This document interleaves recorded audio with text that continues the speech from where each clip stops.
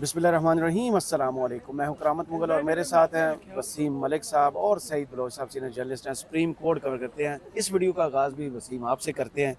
9 मई के मुकदमात थे, 2 ज़मानतें थी और जो जस्टिस अतर मनीला और मंसूर अली शाह से तवक्को थी वो उस पर पूरा वैसा ही उतरे और कहा गया कि CCTV फुटेज लाए, मामला सॉल्व हो जाएगा। और हमारे दोस्त जो सहाफ़ी बैठे हुए तो कह रहे थे ये तो बयानिया वही है जो इमरान खान का है। क्या क्या इंसाफ का तकाजा यही नहीं है कि बेसिक चीज़ ले आएँ, दूध का दूध पानी का पानी कर दें? अच्छा, जो आज समाअत तो खैर बहुत कम दौरानिए की हुई है और जिस तरह हम एक्सपेक्ट कर रहे थे उस तरह नहीं हुई, लेकिन जो अहम तरीन बात मेरे नज़दीक थी वो 4 सवालात उठाए गए हैं 2 मुअज़्ज़िज़ जज साहिबान की जानिब से। वो मैं आपके सामने रख देता हूँ। सबसे पहले तो जस्टिस मंसूर अली शाह ने पूछा कि मुल्ज़मान पर इल्ज़ाम क्या है।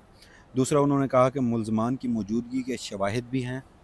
जस्टिस अतर मनीला ने यहाँ पर सवाल किया है कि क्या मुल्ज़मान मौके पर भी मौजूद थे, और जो सबसे अहम सवाल है वो यही है कि क्या मुल्ज़िम की मौजूदगी की कोई CCTV फुटेज भी है, इस पर मिर्चें लगी इस पर, और शवाहिद क्या है। ये वो सवालात हैं कि ये जब जब किसी किसी फोरम पे पूछे जाएंगे तो फिर प्रोसिक्यूशन, पंजाब की जो प्रोसिक्यूशन है, पहले उसके पास सिर्फ एक सबूत था, वो था जियो फेंसिंग। उस जियो फेंसिंग में उस वक्त उस एरिया में जो कोई भी था उन्होंने 9 मई में उसे मुलविस करार दे दिया। और जो दूसरा उन्होंने सबूत गुज़श्ता रोज़ पेश किया, वो जो बुशरा बीबी की जिसमें उसमें बरियत हुई, तो उसमें वो सबसे तगड़ा सबूत था मेरे नज़दीक। इस पे इमरान खान को भी डरना चाहिए। उन्होंने कहा कि गालबन मैं समाअत में तो नहीं था, लेकिन जिस तरह से चीज़ें रिपोर्ट हुई हैं वो सब बताया एग्जैक्टली। वो सवाल ये था, जो सबूत ये था कि बुशरा बेगम साहिबाना खुश थी 9 मई के वाक़यात पर। तो जो जो लोग 9 मई के वाक़यात पर खुश भी होंगे तो प्रोसिक्यूशन के लिए सबसे बड़ा सबूत होगा। उसमें सबसे ज़्यादा खुश। देखिए ना, वही तो बात है। अब मेरा 9 मई के मामले पर मैं जब भी कोई बात करे तो मैं एक चीज़ बड़े वाज़ेह तौर पर कहता हूँ, और होना भी ऐसा चाहिए, लेकिन बदकिस्मती से मेरे नज़दीक 9 मई पे मैं कंसर्न्ड हूँ। 9 मई पे मेरी मुसल्लह अफवाज की जो इंस्टॉलेशंस थी उस पे हमले हुए। मुसल्लह अफवाज के ख़िलाफ़ जिस तरह का एहतजाज किया गया नहीं होना चाहिए था, लेकिन मेरा तो कंसर्न ये है कि उसके ऊपर तहकीकात क्यों नहीं हो रही। तहकीकात होनी चाहिए और फ्री एंड फेयर तहकीकात होनी चाहिए, और अगर उसमें पाकिस्तान तहरीक इंसाफ है, इमरान खान है, कोई भी है, उसे इबरतनाक सज़ा मिलनी चाहिए, ओपन ट्रायल करना चाहिए। लेकिन हजूर यहाँ पर मामला क्या है, हमने 9 मई को मजाक बना के रख दिया है। वो किस तरह, एक तरफ है इस मुल्क का सबसे ताकतवर फरीक, जो 9 मई के एक्चुअल 2 फरीकैन हैं। एक है जो सबसे ताकतवर फरीक है जिसके हाथ में पावर है, वो है मिलिट्री इस्टेब्लिशमेंट। दूसरी तरफ है एक सियासी जमात जो सबसे मकबूल सियासी जमात है।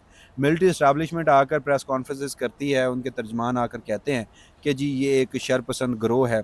अजीब अजीब अलकाबात उस सियासी जमात को, इंतशार डिजिटल दहशत गर्द, इंतशारी टोला और पता नहीं क्या कुछ। और वो कहते हैं कि हमारे पास शवाहिद हैं, वो कहते हैं कि हमारे पास ऐसे सबूत हैं कि पाकिस्तान तहरीक इंसाफ और इमरान खान ही उसमें मुलविस है।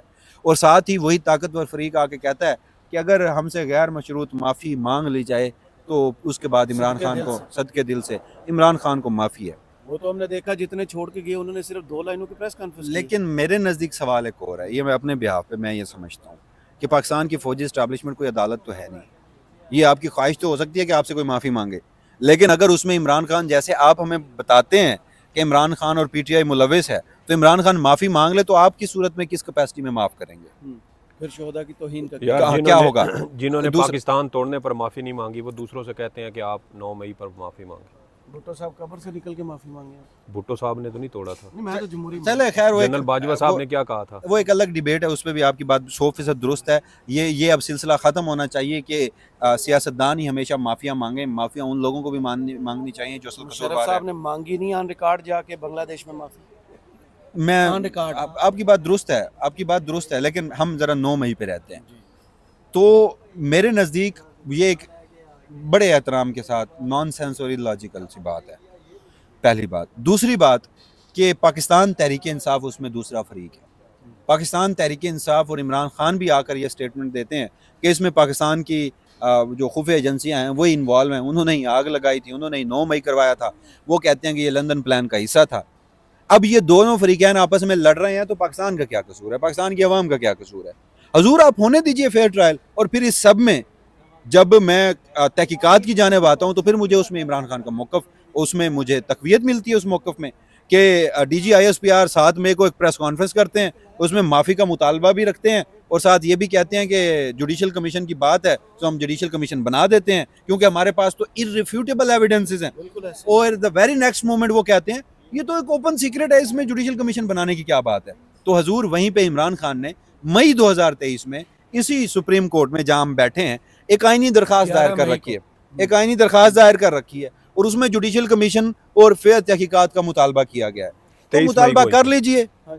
23 मई 2023 को दायर हुई थी। तो उसमें वो इमरान खान साहब तो ये जो अब नैब तरमीम केस में चीफ जस्टिस काजी फायजी साहब की अदालत में पेश हुए, उन्होंने इसी दरखास्त का, जहाँ वो इलेक्शन वाले मामले को कहा, इसी दरखास्त का भी कहा कि वो लगाई जाए।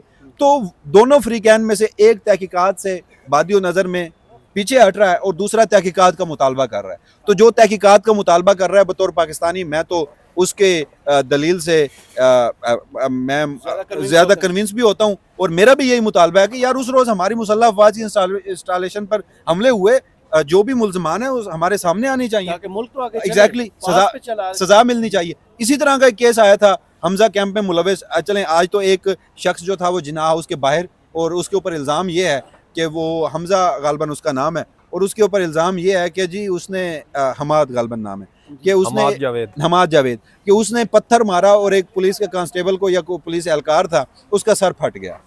उसके ऊपर इल्ज़ाम ये है। दूसरे एक MPA साहब हैं PTI के, वो फैसलाबाद में एहतजाज में इन्वॉल्व थे। इससे कबल हमजा कैंप का केस आया और उसमें प्रोसिक्यूशन जितनी भी है पंजाब की, ये 9 मई पहली दफ़ा किसी एपेक्स फोरम पे यानी सुप्रीम कोर्ट में था।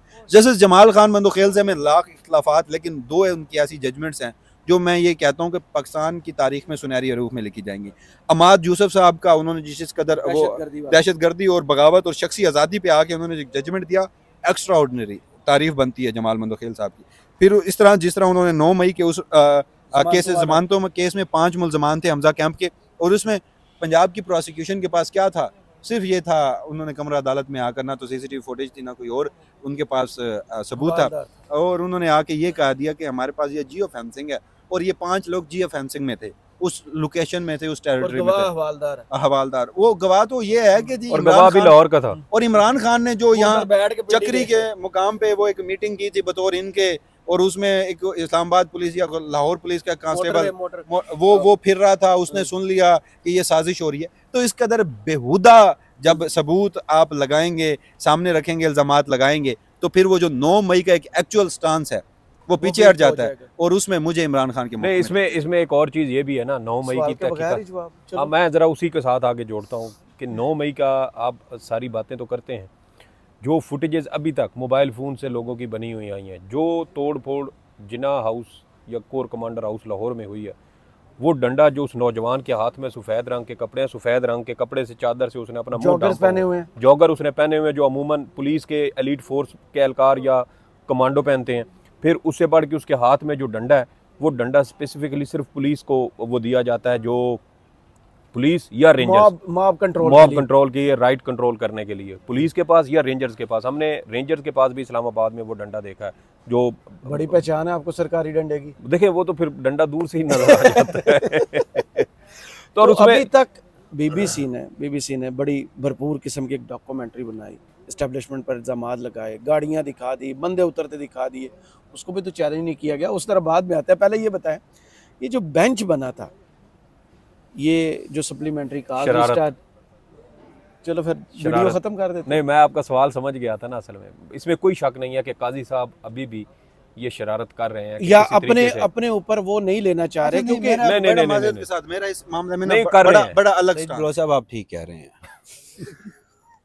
यार। देखें, मेरी एक अपनी इसमें राय ये है कि देखें, हमारे मैं उसी चीज को कंटिन्यू कर रहा हूँ, मैं वही कर रहा हूँ बेंच के सवाल के जवाब से। अच्छा चलें, ठीक। अच्छा देखिए, सईद बलोच साहब ने भी जो कहा और जो आप भी जिस तरफ इशारा कर रहे हैं, चीफ जस्टिस काजी फायजी साहब इससे कबल अर्शी शरीफ केस में भी ये सब कर चुके हैं, लेकिन अगर उन्होंने ये सब किया भी है तो ये सिर्फ चीफ जस्टिस के ऊपर ही क्यों ऑनस या बैगेज आता है कि एस्टैब्लिशमेंट के खिलाफ केसेस वही सुने। मेरे नज़दीक चीफ जस्टिस और उसके बाद इस सुप्रीम कोर्ट ऑफ पाकिस्तान के 16 जजेस या फिर चाहे डाक जजेस 2 लगाए गए, चलें वो तो एक जेल अपील और फौजदारी मामलात और बाकी ज़ेर इल्तवा मुकदमात के लिए आए थे। चीफ जस्टिस के बाद जो 16 जजेस हैं, मेरे नज़दीक वो इक्वल है। और हर जज को इसी तरह के मुकदमात सुनने चाहिए। जिस रोज फुल कोर्ट भी बना था तो उस रोज भी मेरा यही मौकफ था कि मैंने चीफ जस्टिस काजी फैज ईसा के उस इकदाम की तारीफ की, छोड़ें कि उसमें इंटेंशंस उनकी क्या थी। यार हर जज को सामने आना चाहिए ना, अवाम को देखना चाहिए कि सुप्रीम कोर्ट ऑफ पाकिस्तान का हर जज विल ऑफ द पीपल के साथ खड़ता है या विल ऑफ द पावर के साथ खड़ता है। और जस्टिस मंसूर अली शाह मुस्तकबिल के चीफ जस्टिस हैं, मखसूस नशिस्तों के केस में हमने उनकी जितनी फैसले में उनकी तारीफ बनती थी वो की। तो अगर चीफ जस्टिस ने लगा दी है तो फिर सुने बैठ के, अगर वो पाकिस्तान की फौजी एस्टैब्लिशमेंट के खिलाफ है और उसमें जस्टिस अतर मिनल्ला साहब भी हैं, तो जो भी मामलात हैं सर, केस सुनना चाहिए, उसको डिसाइड करना चाहिए। इसमें चीफ जस्टिस काजी फैज ईसा के खिलाफ एटलीस्ट मैं इस मामले पे बड़ा क्लियर हूं कि मैं तनकीद नहीं करूंगा। दो चीजें हैं करामत मुगल साहब। एक अरशद शरीफ वाला केस था। अरशद शरीफ वाले केस में भी बज़ाहिर ऐसे टकराव था, और आपको याद है कि जस्टिस मुज़ाहिर नकवी साहब वो पहले जज थे जिन्होंने अरशद शरीफ वाले मामले पर जो फैक्ट फाइंडिंग कमेटी की रिपोर्ट थी उसके तहत कार्रवाई करने का कहा था। और फिर उसके बाद जस्टिस मुज़ाहिर नकवी साहब के साथ जो कुछ हुआ वो हमने देखा, कैसे उनको रिटायरमेंट के बाद उनके खिलाफ कार्रवाई की गई, घर तक पीछा किया गया। और ये ख्वाहिश किसकी थी? या तो नून लीग की ख्वाहिश थी या एस्टेब्लिशमेंट की ख्वाहिश थी, नवाज शरीफ की ख्वाहिश थी। इसमें कौन सा ओपन सीक्रेट है? ये तो जस्टिस मुज़ाहिर नकवी साहब वो जज थे जिन्होंने सबसे पहले जब पंजाब में सीसीपीओ नहीं सीसीपीओ लाहौर नहीं, जब 2022 में पंजाब के अंदर प्रोसिक्यूशन वाला मामला चल रहा था ना, जब मनी लॉन्ड्रिंग वाले केस में शहबाज शरीफ साहब और हमजा शहबाज पर फर्द जुर्म आयद होना थी, तो उसमें उन्होंने निशानदेही ये की थी, अपने चीफ जस्टिस उमरता बंदयाल साहब को कहा था कि आप चेक करें पंजाब के अंदर प्रोसिक्यूशन को दबाव का सामना जो है वो करना पड़ रहा है। उस पर अज खुद नोटिस लिया गया था। पहला अज खुद नोटिस था उमरता बंदयाल साहब का 2022 का, वहां से ये सारी कार्रवाई शुरू हुई थी। तो ये इंतकाम का निशाना जो बनाया गया है ना, ये सिर्फ पंजाब के पी इलेक्शन का नहीं है, ये दुख वो है कि हमारे केसेस खत्म हो रहे थे। अब तो देखें, आज वो जाहिद हुसैन साहब ने डान अखबार के अंदर आर्टिकल लिखा है जिसमें वो बाजवा साहब को कोट करके लिख रहे हैं कि मैंने बाजवा साहब से पूछा कि ये मनी लॉन्ड्रिंग वाला जो मामला था, तो उस पर बाजवा साहब ने कहा कि ये बात मैंने शहबाज शरीफ साहब से भी की थी, तो उन्होंने कहा था कि बच्चों से गलती हो गई थी, कि बच्चों एतराफ कर रहे हैं मनी लॉन्ड्रिंग का, बच्चों से गलती हो गई थी। और फिर उसके बाद देखें कि तफ्तीशी से लेके गवाहान तक सारे मशकूक मौत मारे गए हैं। मकसूद चपड़ासी जो एक बंदा दुबई में था, दुबई में एक बंदा था, वहां पर वो मारा गया। इसके अलावा एक कमिश्नर फैसलाबाद था, चीफ कमिश्नर फैसलाबाद, उसके ऊपर भी ये कहा गया कि उसने भी खुदकुशी की है। तो जितने भी लोग इसमें कहीं ना कहीं इसके साथ लिंक होते तो सारे मशकूक हालात में वो मारे गए हैं। तो ऐसे मुकदमात जानबूझ के एक ऐसे जज के साथ लगाना जिसने मुस्तकबिल का चीफ जस्टिस बनना हो, जिसके बारे में ये खबरें भी आ रही हो कि इस वक्त हुकूमत का और इस्टेब्लिशमेंट का ये मकसद नहीं है कि काजी साहब को एक्सटेंशन दें। अब इस वक्त इस प्लान पर काम हो रहा है कि मंसूर अली शाह साहब का रास्ता कैसे रोका जाए। तो उस जज के सामने ऐसे केसेस लगना जैसे अरशद शरीफ साहब का, जिसमें इस्टेब्लिशमेंट के साथ, फौज के साथ टकराव की सूरत हाल हो, क्योंकि अरशद शरीफ साहब वाले केस में उनके अहल खाना ने जिन लोगों के नाम दिए हुए उसमें आज भी कुछ हाजिर सर्विस अफसरान शामिल हैं। फिर आप देखें कि 9 मई वाला फौज इसको बहुत ज़्यादा सेंसिटिव मामला समझती है, अगरचे इस हवाले से कोई शवाहिद नहीं है, आज तक नहीं है। सीसीटीवी देखें, एक मुलजिम है, वो ये चाहता है, एक मुदई है, मुदई ये चाहता है कि ये मुलजिम है, इसने मेरे घर में घुस के तोड़ फोड़ की है। उस मुदई के घर में कैमरा लगा हुआ है और उसको पता है कि इस कैमरे से मैं इसके खिलाफ सबूत जो है वो दे सकता हूँ, वो क्यों नहीं कार्रवाई कर रहा? कौन सी ऐसी कानूनी रुकावट दरमियान में आ रही है कि आप वो चीजें पेश नहीं करते? फिर यहाँ पे वही बात कि पुलिस को दिए गए वो सरकारी तौर पे जो एक राइट कंट्रोल करने के लिए वो डंडे हैं जो स्पेशल बाहर से इंपोर्ट किए गए, वो यहाँ पर बनाए भी नहीं गए और वो डंडे पुलिस के पास हैं, रेंजर्स के पास है। देखे ना, वो पूरी किट होती है ना, टूल किट होती है जिसमें वो उनके वो पैड्स वगैरह भी होते हैं, गार्ड्स सारे, और हेलमेट होता है, ग्लव्स होते हैं और सारे, तो वो सारे उसका वो पूरा एक उसमें वो पैकेज के अंदर वो शामिल होता है। वो पुलिस वाला उसके साथ वो कोर कमांडर हाउस लाहौर के अंदर गाड़ियों की सारी वो तोड़ फोड़ कर रहा है। तो ये सारी चीजें किसके पास आई थी? और अभी भी आप देख लें कि 9 मई के वाकयात के हवाले से इमरान खान समेत जितने भी लोगों पर ये इल्जाम लगाया जा रहा है कि इनका फैज हमीद साहब के साथ गठजोड़ था, और फैज हमीद साहब अभी आज भी मैं कल वो स्टोरी साराबाजी साहब से करवाई गई। जी वो स्टोरी 9 मई से सुन लें, अभी की एक स्टोरी सुन लें। इमरान खान साहब ने आज लगता है किसी की दुखती रग पर बड़ा जबरदस्त हाथ रखा है, बहुत तेज से। उन्होंने कहा कि फैज हमीद का ट्रायल ओपन होना चाहिए।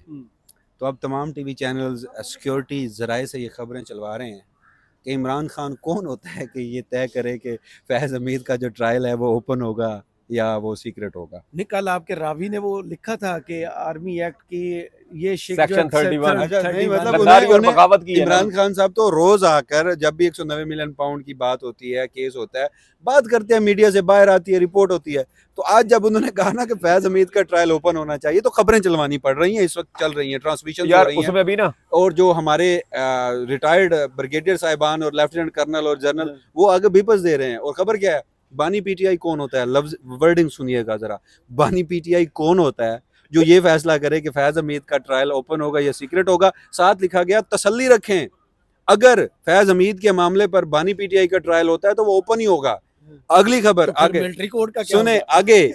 और फिर ये भी कहा गया कि ताकि दुनिया को तो पता चले कि बानी पीटीआई क्या करता रहा है और क्या करवाता रहा है। देखें इसमें ना मैं मैंने आपको खबर दी, आप वहां पर क्या इसी के ऊपर आईन और कानून समझने की कोशिश करता हूं। मैं इसी के ऊपर एक बात, देखें करामत मुगल साहब गुज़श्ता साल जब 9 मई हुआ तो फौज के अंदर फौज के अंदर कार्रवाई की गई थी कि किन किन अफसरान की गलती थी। कोर कमांडर लाहौर सलमान गनी साहब समेत 3 मेरे ख्याल में मेजर जनरल थे और 7 ब्रिगेडियर्स भी थे। टोटल 17 अफराद, कोई 17 या 18-19 के करीब अफसरान थे जिनके खिलाफ कार्रवाई की गई थी। और प्रेस कॉन्फ्रेंस करके बताया था कि इनके खिलाफ ये इदारे के अंदर से ये एहतसाब किया गया और गैर इरादी गफलत बरतने पर, ये ज़हन में रखें, गैर इरादी गफलत, अनइंटेंशनल जो उसको आप कह सकते हैं। अब उसमें कनेक्शन कैसे जोड़ेंगे आप ये सारी चीजों के? अब आप कह रहे हैं कि फैज हमीद साहब फौज के अंदर बगावत करवाने के इनके ऊपर चार्जेस लग रहे हैं। फौज के जनरल थे, कोर नहीं, मुझे एक बात बताएं, आपने आज तक ये चीज इस्टेब्लिश ही नहीं की कि पीटीआई के लोगों के दरमियान और फौज के अंदर कहीं ना कहीं लोगों के दरमियान राब्ते थे। पहला केस यहाँ फौजी अदालतों में सुने मिलिट्री कोर्ट्स में बैठकर निके तर्जमान इस्टेब्लिश कर थक गए, आपको यकीन यार उसको छोड़े, हमने ये देखना है सुप्रीम कोर्ट में केस ये क्यों नहीं बनाया कि ये बंदा है जो फौज को बदनाम कर रहा था, जो पॉलिटिकल गेम चला रहा था, सियासी उससे भी बढ़ के इंजीनियरिंग कर रहा था, ये किस हैसियत में नून लीग से मिल रहा था, किस हैसियत में नवाज शरीफ को कॉल कर रहा था? आपने पहला सवाल ये क्यों नहीं सर ये अलग बात है। देखिए ना, अब तो जनरल बाजवा साहब एतराफ कर चुके हैं, कई गवाह उनके सामने मौजूद हैं कि वो फौज के अंदर ये सारा कुछ कर रहे थे।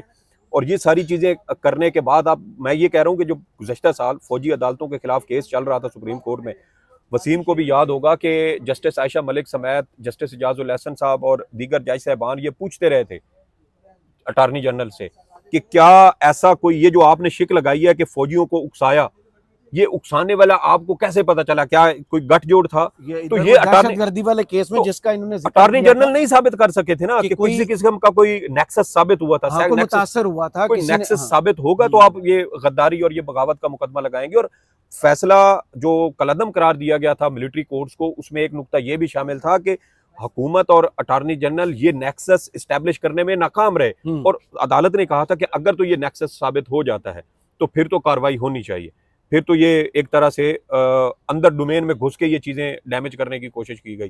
तो जब नेक्सस साबित नहीं हुआ, और दूसरी अहम बात कि अगर आज तक आपने उन गैर इरादी गफलत के अलावा कोई एक एहलकार या कोई एक अफसर भी ऐसा पकड़ा जिस पर ये इल्जाम होंगे ना यार सर, नहीं तो सबूत आए होंगे तो तभी होगा। गैर इरादी गफलत से बढ़ के नेक्सस वाला कहाँ पे है मामला? मुझे उसका अब अगर आप चीफ जस्टिस काजी फैजी साहब बनना चाह रहे हैं तो उससे मैं आपको कुछ नहीं कह सकता, माइक मेरे पास है तो ये नहीं, उन्होंने भी मजीद कुछ नहीं कहता। आपको याद है वो गौर खान वाले मामले में उन्होंने लाइव कम्युनिकेशन बंद कर दी थी। आखिरी सवाल सुन ले, मेरा फैज हमीद साहब वाले मामले पे एक कमेंट है, मैंने इसके ऊपर बात ही नहीं की।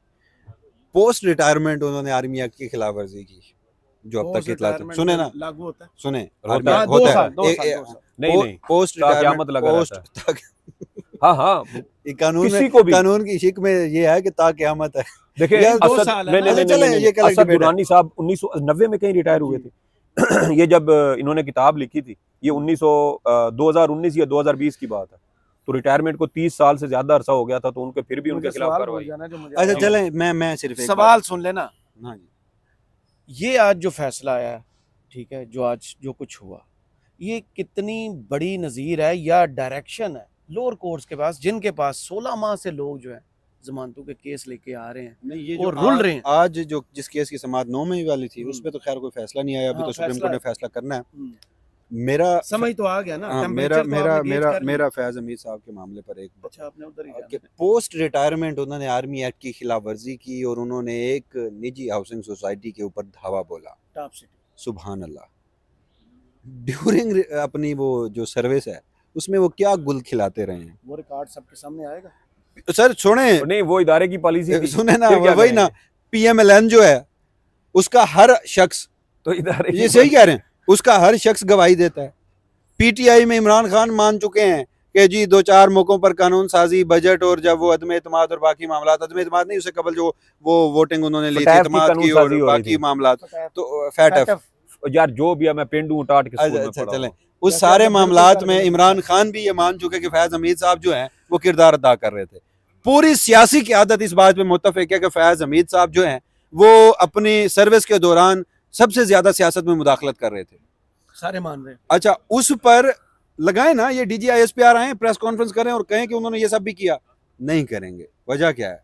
एक ऐसा फ्लड गेट खुलेगा कि फिर मौजूदा जो हमारे मिलिट्री एस्टैब्लिशमेंट के टॉप लोग हैं ना उसमें भी फंसेंगे। और at the end of the day मैं आपको एक और बात भी बता दूं, ये पोस्ट रिटायरमेंट भी साबित नहीं होना फैज हमीद साहब के ऊपर, और ना ही ये साबित होना है ये हाउसिंग सोसाइटी वाला भी, वरना ये भी एक ऐसा काम शुरू होगा कि इसमें भी कोई एक भी नहीं बचेगा। मत्ती साहब ने ना इसके ऊपर बड़ा जबरदस्त तज्जिया किया था जब ये 5 साल की पाबंदी का कानून बना था ना, आर्मी एक्ट में तरमीम हुई थी, तो मत्ती साहब ने कहा था कि फौजियों पर रिटायरमेंट के बाद 5 साल तक सियासत में हिस्सा लेने पर पाबंदी है, उससे पहले नहीं, सर्विस के दौरान वो ले सकते हैं। तो ये वो सारा मामला था। और अगर फैज हमीद साहब का तो जुर्म शायद बहुत कम होगा जो आजकल जो कुछ हो रहा है, तो उसमें तो अब मेरा ख्याल है कि अगर 5 साल बाद ये फ्लड गेट खुला रहा तो 5 साल बाद फांसियां हो रही होंगी, आर्टिकल 6 लग रहे होंगे, तो इस मामले में कहीं कुछ नहीं होगा। बाकी जहाँ तक आपने बात की, सईद बलोच साहब ने एक बात की कि वो जो अगर नेक्सस जुड़ेगा तो वो अभी समाअत के दौरान की बातें थी। वो जब 23 अक्टूबर का जजमेंट है, अगलों ने वो कानूनी अल्ट्रा वायरस करार दे दिया था कि सिविलियंस का ट्रायल हो ही नहीं सकता। अच्छा, उसके ऊपर वो सरदार तारिक मसूद साहब वो बुनियादी इंसानी हकूक कहाँ लेके जाएंगे, चीफ जस्टिस काजी फायजीसा के मिली भगत से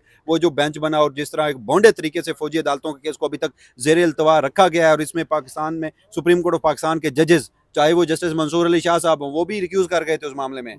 तो इन समेत ये जो एस्टैब्लिशमेंट की मुकम्मल सहूलत कारी कर रहे हैं, हुकूमती वकील ने, सर हुकूमती वकील पहले दिन आप आकर बैठकर ये कह रहे हैं, सुने वो पहले दिन आप कह रहे हैं कि आज अगर मुझ पे इतराज है तो बता दो, बाद में किया तो मैं नहीं हटूंगा। अगलों ने उस दिन इतराज नहीं किया, मुझे याद है यार, 2 दिन बाद इतराज किया, आप साइड पे हो गए। और उसके बाद ये जो आप मिलिट्री केस में ये जो उस वक्त 12 जुलाई से पहले जस्टिस मंसूर अली शाह साहब के बड़े अच्छे ताल्लुकात थे काजी फायजीसा साहब के साथ, तो तब तक जस्टिस मुनीब ने ही उस 6 रुकनी जो नया 7 रुकनी बेंच जूनियर जजेस पर मुश्तमिल बना है उसकी मुखालफत की थी ना। जस्टिस मंसूर अली शाह तो काजी फायजीसा के साथ सेम पेज पे थे।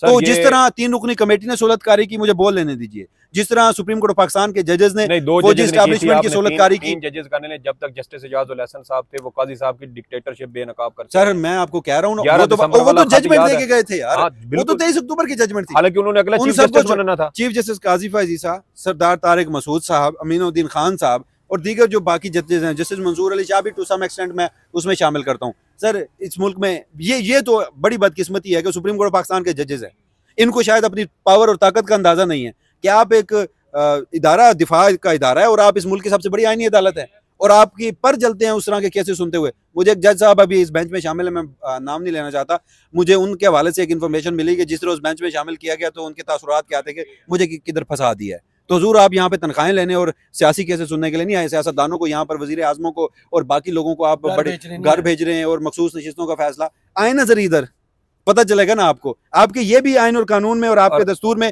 और आपके उसमें हल्फ में शामिल है। करामत मुगल साहब, मेरे ख्याल में वीडियो भी काफी लंबी हो गई होगी, तो एट द एंड मैं सिर्फ ये बात करूंगा करामत मुगल साहब के, मेरी दानिश्त में मैं ये खबर नहीं दे रहा मैं, लेकिन मेरी एक अपनी राय ये है कि ये फौजी अदालतों वाला केस जानबूझकर लटकाया ही शायद इसीलिए गया है कि इमरान खान का नहीं, कि इमरान खान का भी फौजी अदालतों में ट्रायल के लिए कोई रास्ता निकाला जाए। क्योंकि जैसे देखें उमर अता बंदियाल साहब के दौर में टोटल 124 दिन लगे, टोटल 124 दिन, और उसमें से 80 दिन तक दरखास्त ज़ेर इल्तवा पड़ी रही। टोटल 44 रोज़ की ये समातें बनती थी, जो 4 अगस्त तक ये समात, क्योंकि आखिरी समात गालबन 3 या 4 अगस्त को हुई थी, उसके बाद इसकी समात फिर काजी साहब के दौर के बाद जो है वो 23 अक्टूबर को। साहब ने 3 घंटे की समाअत के बाद जजमेंट रिजर्व किया और आधे घंटे के बाद आके अनाउंस कर दिया था। तो ये कहने का मेरा मकसद ये है कि ये चीजें जो इतनी लटकाई जा रही हैं, लटकाने का मकसद यही है कि इमरान खान का इन्होंने ट्रायल करना है, फौजी अदालतों में करना है, ये चीज तैयार हो चुकी है। आपको पता है कि वहां पर लिखी हुई 4-5 सत्रें आएंगी, वो फैसला सुना दिया जाएगा ना, प्रॉपर शवाहिद, क्योंकि इतराज यही था ना सारा कि भाई अपील का हक नहीं है, डिफेंस नहीं है। मैं आपको एक और बात भी बता दूं, वीडियो को दौरानिया लंबा हो गया। कोशिश होगी, ख्वाहिश होंगे, ख्वाब होंगे। सही, बहुत शुक्रिया वसीम आपका और सईद बलोच साहब आपका। कमेंट्स बॉक्स में जरूर बताइएगा वीडियो आपको कैसी लगी। इजाजत दीजिए, अल्लाह हाफिज।